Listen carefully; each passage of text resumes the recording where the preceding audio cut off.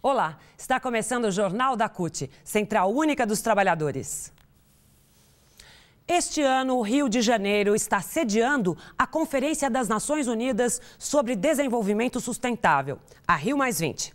Passados 20 anos desde a ECO 92, que promoveu um encontro entre os países das Nações Unidas para discutir questões ambientais, a Rio+20 traz um novo debate. O que foi efetivamente colocado em prática nas últimas 2 décadas. A Rio+20 começou para o movimento sindical 2 dias antes da Conferência para os Chefes de Estado. A Assembleia Sindical reuniu entidades de diversas partes do mundo que contribuíram para a elaboração de um documento a ser entregue às Nações Unidas para que trabalhadores e trabalhadoras de todas as partes do mundo possam ter voz ativa na questão do desenvolvimento sustentável e na preservação do meio ambiente. Já no início dos debates, a linha foi definida pela constatação do fato de que as decisões tomadas na ECO 92 não foram cumpridas pelos países desenvolvidos. Desta vez, os emergentes não vão assumir essa tarefa sozinhos. Consenso também é de que não é possível criar empregos verdes e ter desenvolvimento sustentável seguindo a cartilha do FMI e desses países desenvolvidos. Os emergentes também querem ter desenvolvimento, também querem crescer. Bom, principalmente mostrar a todos e a todas, não só no Rio de Janeiro, mas no mundo todo, que 20 anos depois nós continuamos tendo os mesmos desafios e uma situação ainda pior em relação ao que nós chamamos de desenvolvimento sustentável. Não basta apenas crescer, nós queremos qualidade de vida, queremos justiça social, para tanto é fundamental estabelecer o que nós chamamos de desenvolvimento sustentável, que não é a mesma coisa que alguns empresários ou que alguns governos defendem de desenvolvimento. Um só pensa no crescimento econômico, o outro só pensa no lucro e nós não estamos querendo discutir desenvolvimento sustentável com o pilar social, ambiental, econômico, político e principalmente mostrando na Rio+20 com a Assembleia Sindical, com a presença de mais de 500 lideranças sindicais de todo o mundo, que é possível construir um outro modelo de desenvolvimento que seja socialmente inclusivo e que tenha respeito ao meio ambiente. Para isso é fundamental debater trabalho decente, debater o imposto sobre transações financeiras, debater essa transição justa de um modelo para outro de desenvolvimento, mas que tenha como principal base desse modelo de desenvolvimento o respeito ao trabalho decente e, portanto, às negociações, o respeito às organizações sindicais e o respeito ao trabalho, principalmente olhando para a qualidade de vida dos trabalhadores e trabalhadoras em todo o mundo. Antes da abertura oficial, uma apresentação de boas-vindas reuniu representantes de entidades como a ITUC, CSA, Confederação Sindical para a Ásia e Países do Pacífico, Confederação de Trabalhadores da África e Confederação de Trabalhadores da Europa. As entidades apresentaram propostas e debateram assuntos durante a Assembleia. Mas como trazer as questões dos trabalhadores para o debate na Rio+20? Quem explica é a Anabela Rosenberg, da ITUC. Pienso que para que nos escuchen tenemos que saber qué queremos decir. Y para saber qué queremos decir, primero tenemos que debatir. El movimiento sindical tiene esta historia democrática que requiere que todo el mundo se reúna y debata antes de ir a presentar una propuesta. Entonces, primero, para que los gobiernos y otros movimientos nos escuchen, tenemos que ser capaces de tener propuestas claras sobre qué modelo económico, qué modelo de desarrollo, qué modelo social queremos para el mundo. Durante 20 anos, as estratégias definidas na ECO 92 não foram colocadas em prática pelos países desenvolvidos. Um dos objetivos da Assembleia foi justamente discutir estratégias para que a responsabilidade de preservação do meio ambiente não seja apenas dos países em desenvolvimento. Hace 20 años los gobiernos tenían las respuestas, saben lo que hay que hacer, no es que no sepan lo que hay que hacer, saben que hay medios, no es imposible, hay que cambiar las cosas y hay que tener voluntad de cambiar las cosas. Durante algunos años han seguido las negociaciones fingiendo esa voluntad de cambiar las cosas, pero no ha cambiado casi nada, ni en el aspecto social ni en el aspecto ambiental. A criação de empregos verdes e promoção do trabalho decente está diretamente ligada ao desenvolvimento sustentável. Os debates da Assembleia também trataram do assunto, discutindo a responsabilidade pela criação desses empregos. Eu acho que a coisa boa desse evento aqui é que, como vocês viram, nós temos visões um tanto diferentes do que o desenvolvimento, deve ser o desenvolvimento sustentável nas diferentes regiões. Mas isto aqui e o Rio+20 vai contribuir para nós afinarmos uma visão muito mais comum a nível mundial, porque o que nós precisamos é falar o mesmo discurso em todos os cantos do mundo, né? Então, isso é muito importante. E o papel do Estado vai ser e será não só importante, mas também necessário na geração de empregos verdes, na questão do meio ambiente e também na geração de empregos decentes. A ECO 92 reuniu chefes de Estado das Nações Unidas. De lá para cá, o movimento sindical passou por uma grande evolução na luta pela participação das decisões sobre o desenvolvimento sustentável. Quintino Severo, secretário-geral da CUT Nacional, e João Felício, secretário de Relações Internacionais, conversaram com nossa reportagem e fizeram uma análise dos últimos tempos. Na ECO 92, na verdade, nós tínhamos muito mais uma posição de protesto do que mesmo uma posição de diálogo. Até porque, na época, os governos e os próprios empresários não tiveram um diálogo social com os trabalhadores. Teve muita pouca ressonância àquilo que nós debatimos na época. Então, portanto, de lá para cá, o movimento sindical avançou muito, muitos governos avançaram e os empresários, de forma evidentemente econômica, também abrir um processo de diálogo nesse período. Ou seja, nós conseguimos, por interesses diversos, interesses diferentes inclusive, um diálogo social um pouco mais avançado, um pouco mais consistente e um pouco mais permanente ao longo desses anos. Se nós formos comparar a Rio+20, realizada agora no ano 2012, com a Rio, que foi realizada no ano de 1992, 20 anos de diferença, em termos de mudança da mentalidade dos governos para implementar aquilo que foi decidido há 20 anos atrás, mudou-se muito pouco. Acho que muito poucos governos implementaram. Agora, o nível de consciência política hoje da população mundial é muito mais avançado.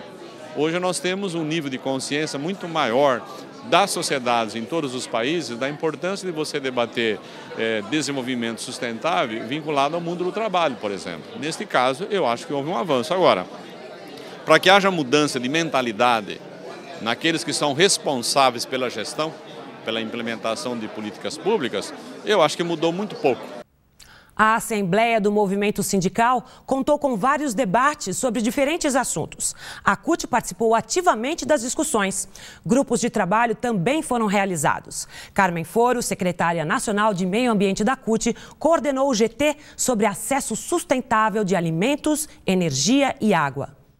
Bom, acho que desde a abertura há uma mensagem forte da classe trabalhadora organizada no sindicato, na CSI, CSA, na CUT Brasil e outras centrais, uma mensagem forte de que é preciso com que chegue aos ouvidos dos governos que vão estar aqui no processo de negociação da Rio+20, que nós precisamos de ter compromissos claros. Compromisso com o emprego, compromisso com a preservação ambiental, compromisso com o trabalho decente e compromisso com essa mesa aqui que nós fizemos de trabalho de grupo com a não privatização de serviços públicos, né? Não mercantilização e privatização de água, terra e todos esses bens comuns da sociedade, da humanidade, na verdade. Outros grupos de trabalho contaram com a participação de dirigentes da CUT.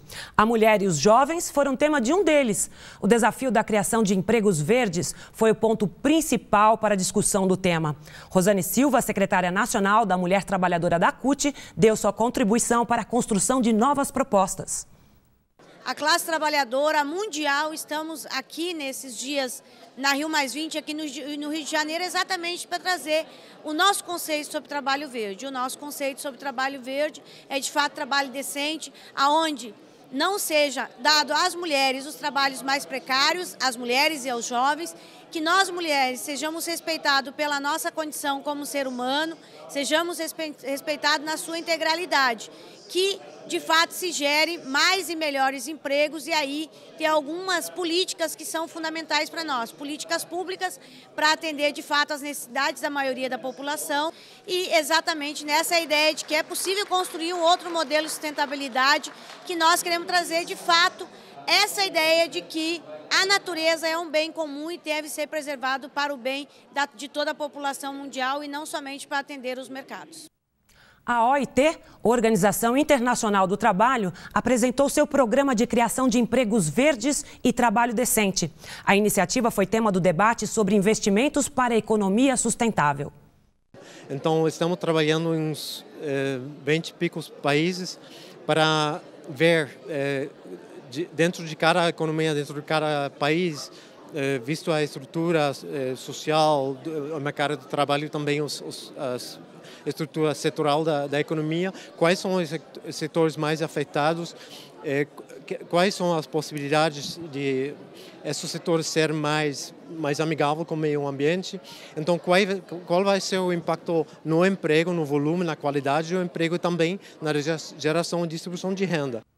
Gilberto Carvalho, ministro-chefe da Secretaria-Geral da Presidência da República, esteve no segundo dia de Assembleia, defendendo a radicalização da democracia. Em sua apresentação, o ministro também informou a posição do governo brasileiro contra a imposição de preservação climática somente aos países subdesenvolvidos. Portanto, nós comparecemos a Rio+20, o nosso país, e esse conjunto de países que tem essa perspectiva, com o desejo e com a decisão política de discutir um novo modelo de desenvolvimento sustentável. Organizada pela CSA, a Assembleia foi encerrada no dia 13 com o fechamento do documento com as propostas do movimento sindical destinadas à Conferência das Nações Unidas. Luiz Inácio Lula da Silva mandou uma mensagem aos participantes congratulando o movimento sindical pela iniciativa. Em recuperação, Lula lamentou não poder estar presente. O avanço científico e tecnológico que já atingimos é suficiente para acabar com a fome do mundo. Discutir o desenvolvimento economicamente sustentável é, antes de tudo, discutir como alimentar todo o planeta. Bom, o que nós, do Sindicalismo das Américas, estamos propondo para essa Assembleia Mundial Sindical é que nós possamos traduzir o que é a nossa proposta do novo internacionalismo sindical para o século XXI. Um sindicalismo que seja transformador, um sindicalismo que tenha mobilização, ação sindical e um sindicalismo que possa estar construindo alianças sociais importantes. Aqui na Rio+20 nós queremos que isso se traduza na atuação sindical forte na Cumbre dos Povos e também uma atuação forte do movimento sindical nas negociações oficiais, traduzindo de verdade o que é esse internacionalismo sindical do século XXI. A Assembleia foi encerrada pela secretária-geral da CSI, Sharon Burrow, que destacou a necessidade de implementar o piso de proteção social como parte do desenvolvimento sustentável. Isso significa permitir o acesso dos trabalhadores a serviços públicos de qualidade, como saúde e educação. Ela lembrou que cabe aos trabalhadores combater o ataque aos seus direitos. A secretária citou: há governos que atacam seus próprios cidadãos e são covardes diante do mercado financeiro. O movimento sindical deve inverter esse modelo. Ao final da Assembleia, o consenso foi de que se o momento de crise é ideal para ampliar a participação dos movimentos sociais e exigir a transição do atual modelo para outro sustentável, inclusivo e democrático, também é necessário estabelecer alianças para que essa luta traga bons resultados. Na terça-feira passada, em Aracaju, capital de Sergipe, a CUT lançou a Cartilha pela Erradicação do Trabalho Infantil, com o mote "Lugar de criança é na escola". O material traz diversas informações sobre o trabalho infantil no Brasil, como, por exemplo, o número de crianças e adolescentes envolvidos nesta situação. Inclui também uma análise sobre os mecanismos de regulamentação e punição para esta prática ainda tão presente não apenas no Brasil, mas em diversas partes do mundo. A iniciativa de fazer o lançamento nacional da cartilha da CUT, de combate ao trabalho infantil, em Sergipe, por ser na região do Nordeste, onde se concentra o maior número de crianças e adolescentes em situação de trabalho, de exploração do trabalho infantil.